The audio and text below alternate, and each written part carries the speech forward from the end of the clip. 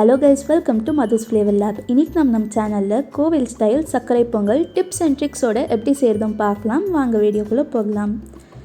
சர்க்கரை பொங்கல் செய்கிறதுக்கு ஃபஸ்ட்டு ஒரு அரை கப் பாசிப்பருப்பை நல்லா லைட் ப்ரௌன் ஆகிற வரைக்கும் ட்ரை ரோஸ்ட் பண்ணி எடுத்துக்கோங்க. ட்ரை ரோஸ்ட் பண்ணணுன்னு அவசியம் இல்லை, ஆனால் ட்ரை ரோஸ்ட் பண்ணுறதுனால பாசிப்பருப்போட ஃப்ளேவர்ஸ் இன்னும் அதிகமாகும். அதனால லோ ஃப்ளேமில் வச்சுட்டு லைட் ப்ரௌன் ஆகிற வரைக்கும் ட்ரை ரோஸ்ட் பண்ணிக்கோங்க. ட்ரை ரோஸ்ட் ஆனதுக்கப்புறமா இதை ஒரு அகலமான பாத்திரம் அப்படி இல்லைனா ஒரு பிளேட்டில் சேர்த்துட்டு நல்லா ஸ்ப்ரெட் பண்ணி விட்டுட்டு நல்லா ஆற விட்டுருங்க. அது ஆறிட்டு இருக்கிற கேப்பில் இங்கே 1 கப் பச்சரிசி எடுத்துருக்கேன். அதை 2-3 தடவை நல்லா கழுவிடுங்க. கழுவிட்டு 1 கப் தண்ணி சேர்த்துட்டு ஊற விட்டுருங்க. இப்போ பார்த்திங்கன்னா பாசிப்பருப்பு நல்லா ஆறிடுச்சு. இதையும் 1-2 தடவை நல்லா கழுவிட்டு 2 கப் தண்ணி சேர்த்து நம்ம வேக வைக்கணும். ஒரு பருப்பு நிறைய தண்ணி இழுக்கும், ஒரு பருப்பு தண்ணி இழுக்காது, தேவைப்படாது. அதனால பாசிப்பருப்பு வெந்துட்டு இருக்கும்போது மிடலில் நீங்கள் தண்ணி இல்லாத மாதிரி பார்த்தீங்கன்னா ஹாட் வாட்டர் ஆட் பண்ணிக்கோங்க. பாசிப்பருப்பு அடி பிடிக்கிற மாதிரி இருந்துச்சுன்னா 1 டேபிள் ஸ்பூன் நெய் சேர்த்துக்கோங்க. இந்த சைடு 1.5 கப் பனை வெல்லம் எடுத்திருக்கேன். பனை வெல்லம் எடுக்கிறதுனால நல்ல கலரும் டேஸ்ட்டும் கிடைக்கும்.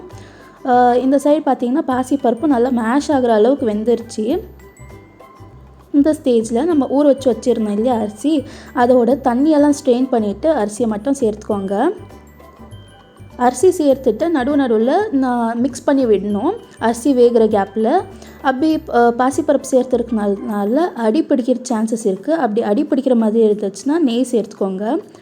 இப்போது பாசிப்பருப்பு அரிசியெல்லாம் மெஷர் பண்ணோம் இல்லையா, அதே கப்பில் 4 கப் தண்ணி சேர்த்து அரிசியை வேக விட்டுருங்க. இப்போ பார்த்திங்கன்னா அரிசியும் நல்லா வெந்துருச்சு. இப்போ ஸ்டவ்வை ஆஃப் பண்ணிவிட்டு இதை இறக்கி சைடில் வச்சுடுங்க.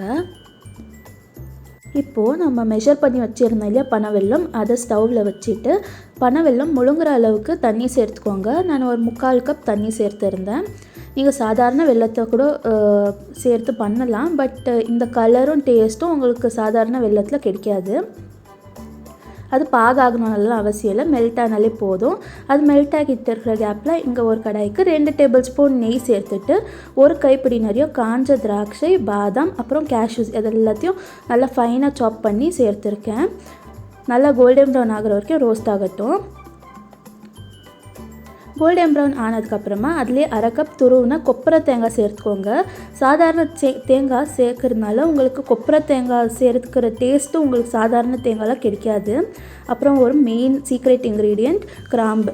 இதுதான் இந்த கோவில் ஸ்டைல் சர்க்கரை பொங்கலோட சீக்ரெட் இன்க்ரீடியண்ட். 4 கிராம்பு சேர்த்துக்கோங்க. சேர்த்துட்டு 1/2 டேபிள் ஸ்பூன் ஏலக்கி தூள் இது எல்லாத்தையும் சேர்த்து 2 மினிட்ஸ்க்கு ரோஸ்ட் பண்ணிக்கோங்க. இந்த சைடு பாகும் நல்லா மெல்ட் ஆயிடுச்சு, நல்லா கொதிச்சிட்டு இருக்குது.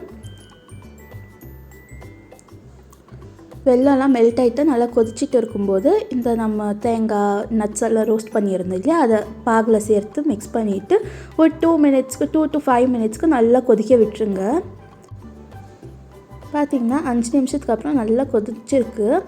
இப்போது நம்ம கீழே இறக்கி வச்சுருந்தேன் இல்லையா ரைஸ் எல்லாம், அதில் இந்த வெள்ளை பாகோட மிக்ஸ்சரை சேர்த்துட்டு நல்லா கலந்து விட்டுருங்க. நல்லா கலந்து விட்டுட்டு லோ ஃப்ளேமில் வச்சுட்டு ஒரு 10 மினிட்ஸ்க்கு அப்படியே விட்டுருங்க. அதனால பாசிப்பருப்பு, வெல்லம், அரிசியோட ஃப்ளேவர்ஸ் எல்லாம் நல்லா சேர்ந்து வரும்.